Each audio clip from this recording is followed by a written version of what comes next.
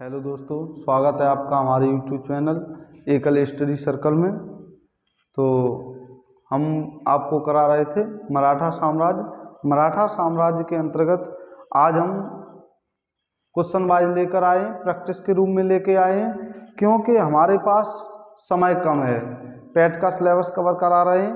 PAT का syllabus cover कराने के लिए हमारे पास समय कम है, तो हम रिटेन नहीं पढ़ाएंगे आज के बाद हम जो पैट के सिलेबस तक, जब तक पैट का एग्ज़ाम होगा उस क्वेश्चन वाइज लेकर आएंगे और क्वेश्चन के साथ ही हम सिलेबस को कवर करेंगे।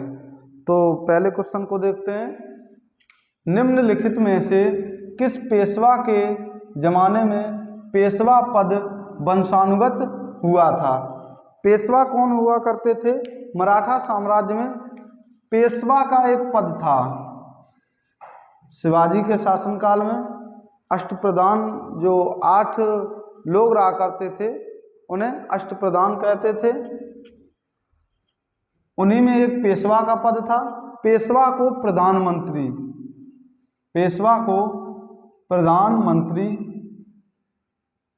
पेशवा कह लें या फिर प्रधानमंत्री।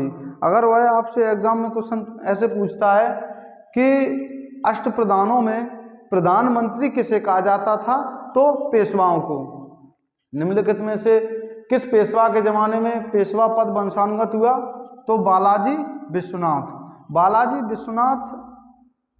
एक ऐसे पेशवा थे जिनके समय में जो पेशवा का पद है वो वंशानुगत हुआ था। यानी कि बालाजी विश्वनाथ के बाद इनके पुत्र ही पेशवा बनेंगे।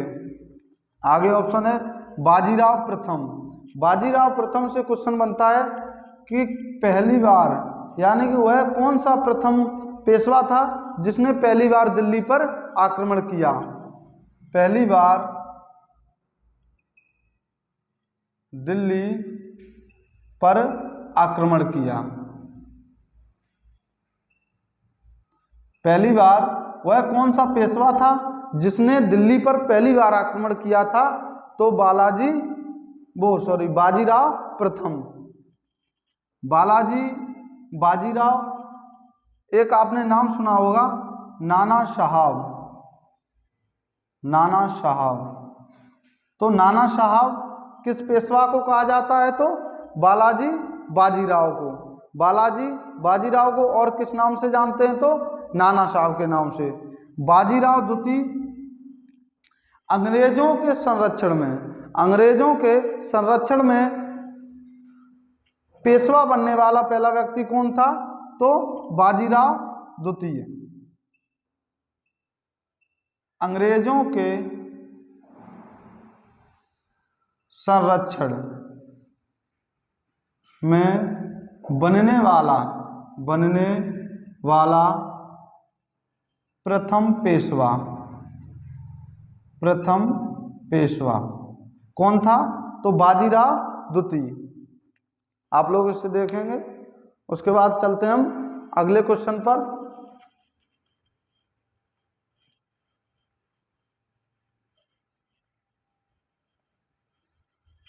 अगला क्वेश्चन है हमारा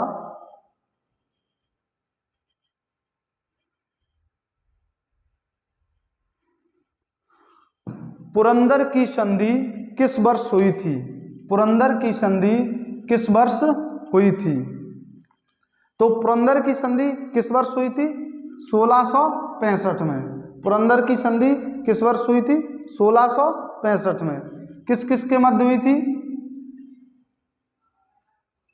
जय सिंह और शिवाजी। अगर आपसे एग्जाम में क्वेश्चन पूछा जाए कि पुरंदर की संधि कब हुई थी, तो 1665 में। और किस किस के मध्य हुई थी? तो जयसिंह और शिवाजी के मध्य में। जयसिंह जो था मुगलों का नेतृत्व कर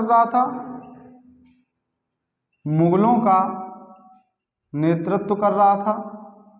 और इस समय कौन मुगल शासक था? तो मैं आपको पढ़ा चुका हूं, औरंगजेब। क्वेश्चन आपका था पुरंदर की संधि किस वर्ष हुई थी? तो 1665 में। किस किस के मध्य हुई थी? तो जयसिंह और शिवाजी के मध्य में। जयसिंह जो था वो मुगलों का नेतृत्व कर रहा था, और यह जो संधि हुई थी किसके शासनकाल में हुई थी? तो औरंगजेब के शासनकाल में।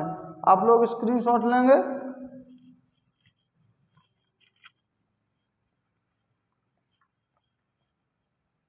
आगे क्वेश्चन है हमारा,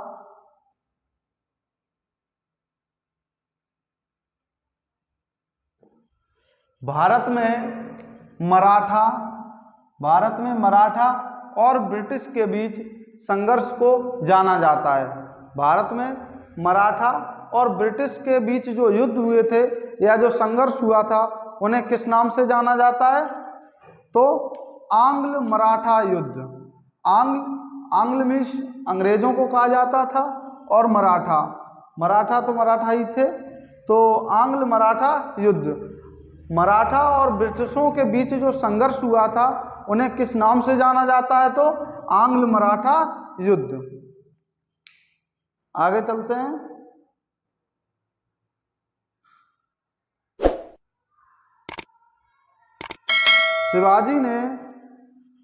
शिवाजी ने मुगलों को किस युद्ध में हराया? शिवाजी ने मुगलों को किस युद्ध में हराया था?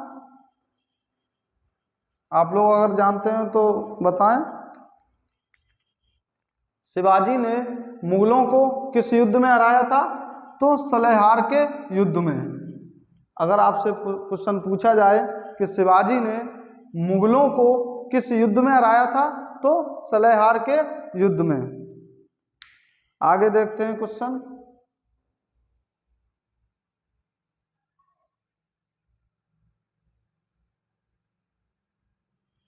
शिवाजी का जन्म कब और उन्होंने छत्रपति की उपाधि धारण की थी? छत्रपति की उपाधि धारण कब की थी और उनका जन्म कब हुआ था? उनका जन्म कब हुआ था और उन्होंने छत्रपति की उपाधि कब धारण की थी? तो शिवाजी का जन्म 1627 में हुआ था। शिवाजी का जन्म 1627 में। शिवाजी का जन्म कब हुआ था? तो 1627 में। और छत्रपति की उपाधि कब धारण की थी? तो 1674 में। छत्रपति की उपाधि शिवाजी ने कब धारण की थी? तो 1674 में। और उनका जन्म कब हुआ था शिवाजी का? तो 1627 में। आगे देखते हैं।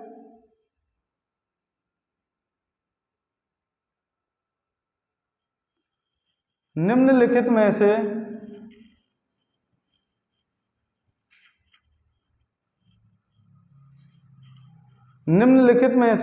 वह कौन सेना नायक था जिसे बीजापुर के सुल्तान ने शिवाजी को दबाने के लिए भेजा था? बीजापुर का सुल्तान वह कौन था जिसे शिवाजी को दबाने के लिए भेजा गया था बीजापुर के सुल्तान की तरफ से?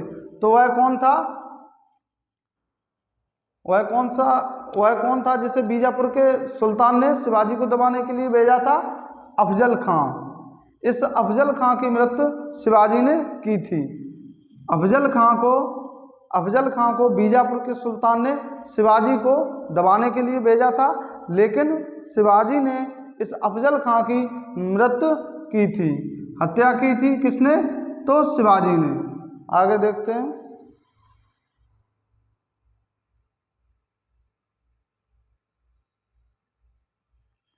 शिवाजी मुगलों के कैद से भागने के समय कौन से नगर में कैद थे? कौन से नगर में कैद थे? जब इन्हें औरंगजेब ने, शिवाजी को किसने कैद किया था? तो औरंगजेब ने। 1666 में जब औरंगजेब के सामने 1666 में जब औरंगजेब के सामने पहली बार आगरा के किले में औरंगजेब के सामने शिवाजी पहुंचे, तो उस समय शिवाजी को इस्लाम धर्म के लिए कहा गया कि आप इस्लाम धर्म का प्रचार करेंगे, लेकिन इन्होंने मना कर दिया। उसकी कोई भी, औरंगजेब की कोई भी शर्त इन्होंने स्वीकार नहीं की। तो शिवाजी को औरंगजेब ने कैद कर लिया था और कहाँ रखा था, तो आगरा में। कैद आगरा में किया गया था, लेकिन बाद में इन्हें जयपुर में जयपुर भवन में भेजा गया था, जहाँ से ये भाग आए थे 1666 में ही। 6 माह तक ये कैद में रहे थे, उसके बाद वहाँ से भाग आए थे। आगे क्वेश्चन देखते हैं।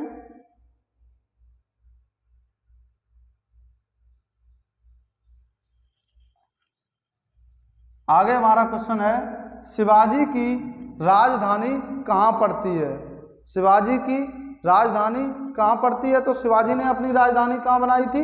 तो रायगढ़ में। शिवाजी ने अपनी राजधानी कहाँ बनाई थी? तो रायगढ़ में। आगे देखते हैं।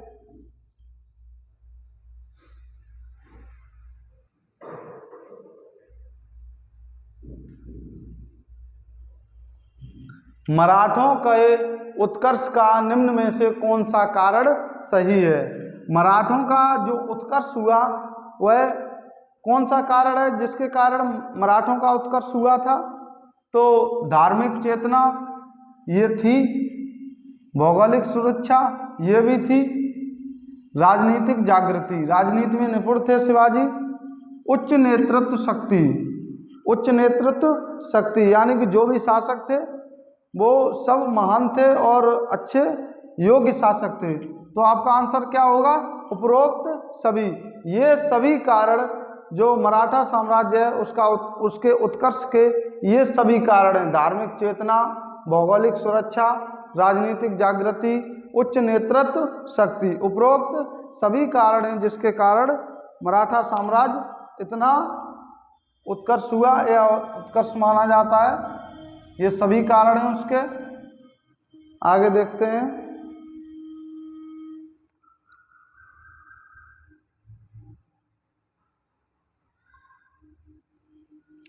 शिवाजी का छत्रपति के रूप में औपचारिक राज्याभिषेक कहाँ पर हुआ था? औपचारिक राज्याभिषेक कहाँ हुआ था? तो शिवाजी ने अपनी राजधानी कहाँ बनाई थी? रायगढ़ में। रायगढ़ में शिवाजी ने अपनी राजधानी कहाँ बनाई थी? रायगढ़ में। तो शिवाजी का जो छत्रपति के रूप में औपचारिक राज्याभिषेक कहाँ हुआ? रायगढ़ में। छत्रपति का राज्याभिषेक, जो शिवाजी का छत्रपति के नाम से राज्याभिषेक हुआ था, वह किस नगर में या कहाँ पर हुआ था? तो रायगढ़ में। रायगढ़ को ही शिवाजी ने अपनी राजधानी बनाई थी। आगे देखते हैं।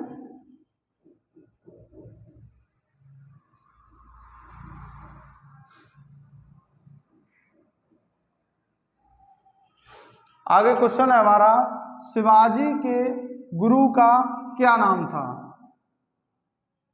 शिवाजी के गुरु का क्या नाम था? तो रामदास। ये क्वेश्चन ऐसे भी पूछा जा सकता है कि रामदास किसके गुरु थे? तो शिवाजी के। रामदास किसके शासनकाल में रहते थे? तो शिवाजी के। गंगा भट्ट, कहीं कहीं ये आपको नाम गंगा भट्ट मिलेगा। और शिवाजी का जो राज्याभिषेक करवाया था ये गंगा भट्ट ने ही करवाया था।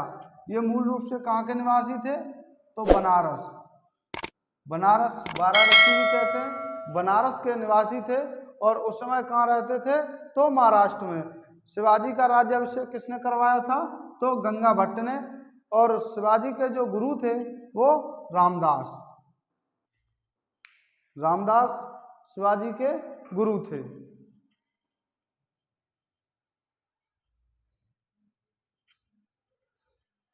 आगे देखते हैं।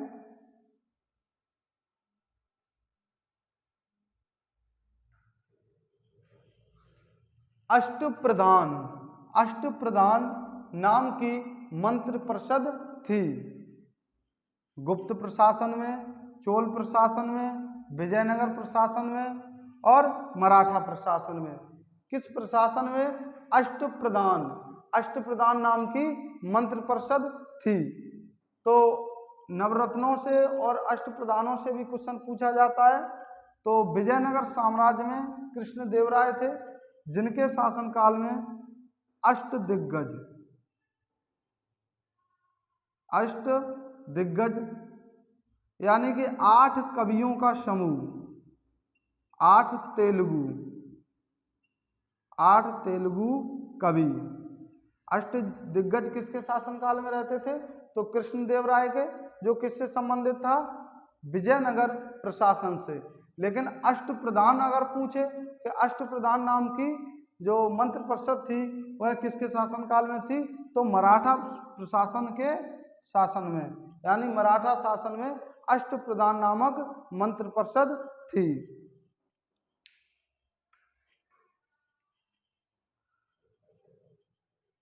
आगे देखते हैं, आगे क्वेश्चन है हमारा,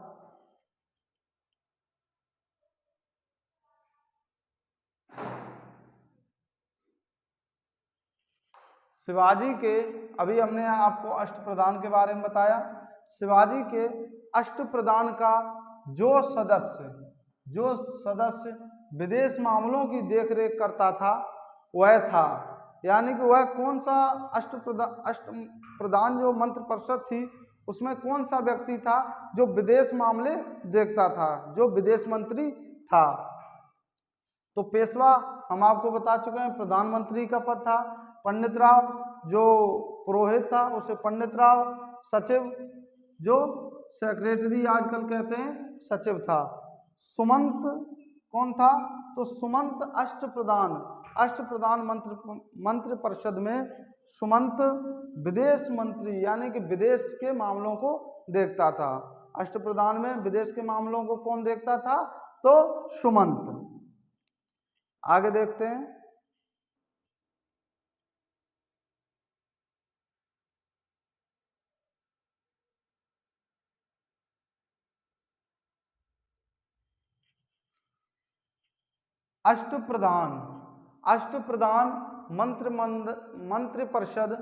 अष्टप्रधान मंत्रिपरिषद किसके राज्य प्रबंधन में सहायता करती थी?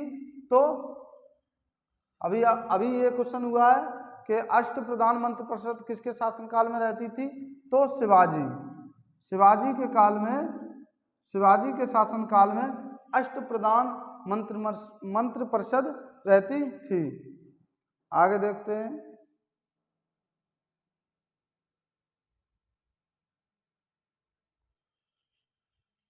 औरंगजेब की मृत्यु के समय मराठा साम्राज्य का नेतृत्व जो किसके हाथों में था? यानी कि औरंगजेब की जब मृत्यु हुई थी तो मराठा साम्राज्य का नेतृत्व किसके शासनकाल में था या किसके हाथों में था? तो ताराबाई। किसके हाथ में था? मराठा नेतृत्व उस समय कौन कर रहा था जब मृत्यु हुई थी किसकी? औरंगजेब की। कौन थी? ताराबाई। ताराबाई कौन थी? तो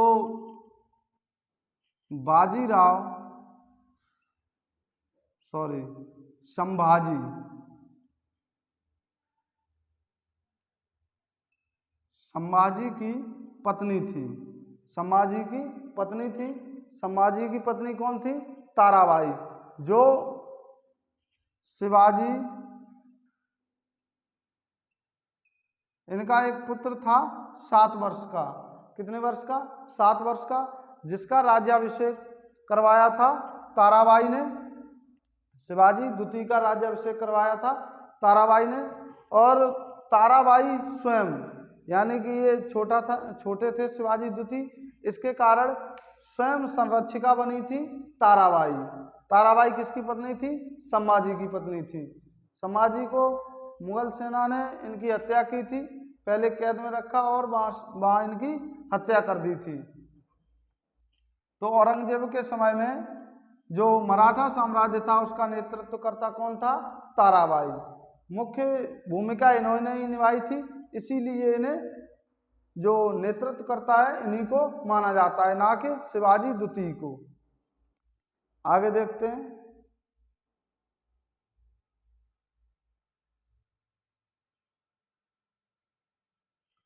सुरक्षा के लिए मराठों के राजस्व के दावा को किस नाम से जाना जाता था? सुरक्षा के लिए, यानी कि मराठा किसी की सुरक्षा करते थे, किसी की सुरक्षा अगर करते थे तो उससे बदले में एक कर लिया करते थे। इन्होंने जो शिवाजी थे इनके शासनकाल में 2 कर लगाए गए थे। एक जो सरदेशमुख था, सरदेशमुख जो कर था इसे इसलिए लगाया गया था कि जो उनका नेतृत्व करता था वो शिवाजी थे। लेकिन चौथ एक ऐसा कर था जिसे मराठा साम्राज्य में किसी की सुरक्षा, यानी कि हम आपकी सुरक्षा करेंगे, अगर कोई भी बाहरी आक्रमणकारी आप पे आक्रमण करता है तो उस समय हम आपकी सहायता करेंगे एंड जो भी आपकी सुरक्षा की जिम्मेदारी है वो हम लेते हैं, लेकिन इसके एवज में आपको हमें एक कर देना है। तो वह कौन सा कर था? चौथ कर। कौन सा कर था? चौथ कर। आगे देखते हैं।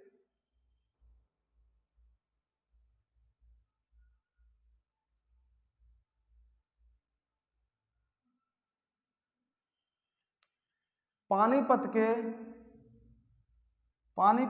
तीसरे युद्ध में निम्नलिखित में से किसने मराठों को हराया? मराठों को किसने हराया था? पानीपत का जो तीसरा युद्ध हुआ था 1761 में। कब हुआ था? 1761 में। तो एक शासक था अहमद शाह अब्दाली। कहाँ का था? अहमद शाह अब्दाली। अहमद शाह अब्दाली कहाँ का निवासी था? तो अफगान का।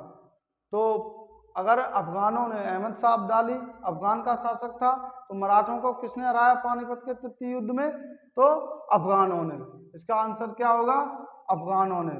पानीपत के तीसरे युद्ध में मराठों को किसने हराया? तो अफगानों ने। आगे देखते हैं।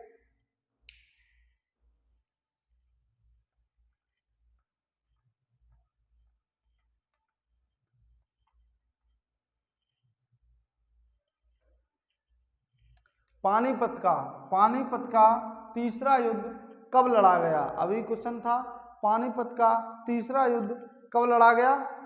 तो 1761 में हमने बताया था। 1761 2 जगह है। 5 जनवरी। पानीपत का तीसरा युद्ध कब लड़ा गया था? तो 5 जनवरी 1761 को।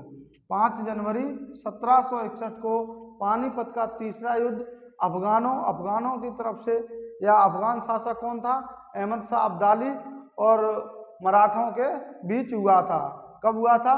तो 5 जनवरी 1761 को। आगे देखते हैं।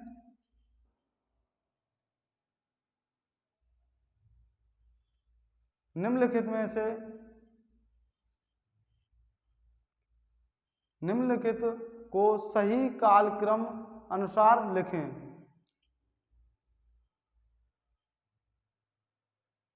सही कालक्रम अनुसार लिखें। तो सबसे पहले कौन आया था? संभाजी। शिवाजी के बाद कौन थे? संभाजी। तो 1 नंबर पर संभाजी होंगे। उसके बाद संभाजी के बाद ताराबाई आई थी। ताराबाई का जो पुत्र था वो शिवाजी द्वितीय। लेकिन ताराबाई के बाद कौन बैठा था गद्दी पर? राजा राम। कौन आया था? राजा राम। तो दूसरे नंबर पे होगा राजा राम। उसके बाद शिवाजी द्वितीय, फिर शिवाजी द्वितीय आया था तीसरा। फिर चौथा कौन था? तो छत्रपति साहू जी। छत्रपति साहू जी। तो हमारा आंसर होगा ए हमारा राइट आंसर होगा। 1 2 3 4, यानी सबसे पहले संभाजी, उसके बाद राजा राम, उसके बाद शिवाजी द्वितीय, उसके बाद छत्रपति साहू जी। आगे देखते हैं।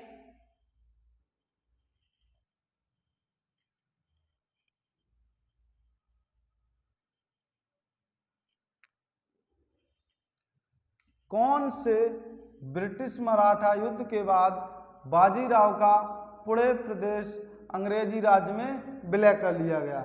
यानी कि कौन से ब्रिटिश और मराठों के मध्य जो कौन सा युद्ध हुआ था जिसमें पेशवाओं का जो बाजीराव का पुणे था उसे अंग्रेजी साम्राज्य में मिला लिया गया था। कौन सा युद्ध था? तो तृतीय युद्ध, यानी आंग्ल मराठा युद्ध तीसरा आंग्ल मराठा युद्ध, तृतीय आंग्ल मराठा युद्ध कब हुआ था? तो 1817 से 1818 में। कब मिलाया गया था? 1817 से 1818 में। प्रथम आंग्ल मराठा युद्ध कब हुआ था? 1775 से 1782 में। द्वितीय आंग्ल मराठा युद्ध 1803 से 1806 में। 3 युद्ध हुए थे अंग्रेजों और मराठाओं के मध्य। पहला 1775 से 1782, दूसरा 1803 से 1806 और तीसरा जो था 1817 से 1818। तो पुणे को, जो बाजीराव का पुणे था, उसे अंग्रेजों ने अपने साम्राज्य में किस युद्ध के बाद मिलाया था? तो तृतीय आंग्ल मराठा युद्ध 1817 से 1818 में। क्वेश्चन डायरेक्ट भी पूछ सकता है कि पुणे को, जो बाजीराव का पुणे था, उसे मराठा अंग्रेजों ने कब अपने शासनकाल में मिलाया था? तो 1817 में। आगे देखते हैं।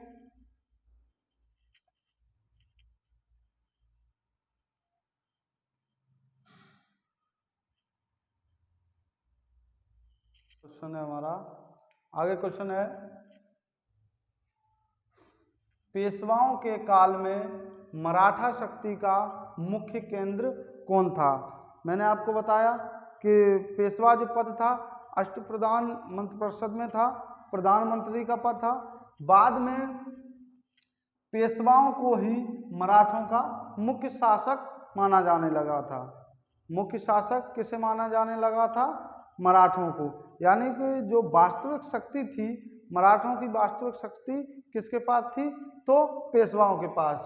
तो मराठा शक्ति का मुख्य केंद्र, यानी कि पेशवाओं के काल में मराठा शक्ति का मुख्य केंद्र कहाँ था? तो पूना। पूना को ही, ये ऑप्शन में नहीं मिले अगर, तो पूना को ही पुणे कहते हैं। पुणे किसे कहते हैं? पूना को। पूना को ही पुणे कहते हैं। आगे देखते हैं।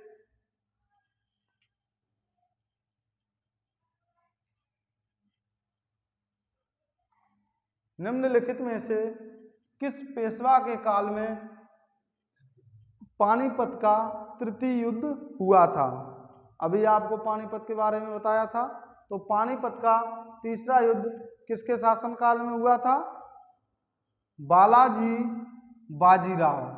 बालाजी बाजीराव, जिन्हें नाना साहब भी कहते थे, इन्हें ही नाना साहब कहते थे, इन्हीं के शासनकाल में पानीपत का तृतीय युद्ध हुआ था। आगे बात करते हैं।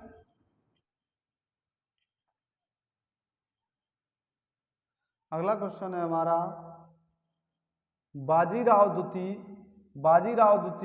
और अंग्रेजों के मध्य, बाजीराव द्वितीय और अंग्रेजों के मध्य, पेशवाओं में एक पेशवा थे बाजीराव द्वितीय, और अंग्रेजों के मध्य बसीन की संधि किस वर्ष हुई? तो एक संधि हम पहले आपको बता चुके हैं, पुरंदर की संधि। पुरंदर की संधि कब हुई थी? तो 1665 में। जयसिंह जो मुगलों का नेतृत्व करता था, उस समय औरंगजेब शासक था मुगलों की तरफ से। मुगल शासक कौन था? औरंगजेब, और उसका नेतृत्व करता था जयसिंह। और मराठों का जो सरदार थे उस समय वो शिवाजी। तो जयसिंह और शिवाजी के मध्य 1665 में पुरंदर की संधि हुई थी। लेकिन यह बाजीराव और अंग्रेजों के मध्य बसीन की संधि कब हुई? तो बसीन की संधि हुई थी 1802 में। किस किस के मध्य हुई थी? बाजीराव द्वितीय और अंग्रेजों के मध्य बसीन की संधि 1802 में।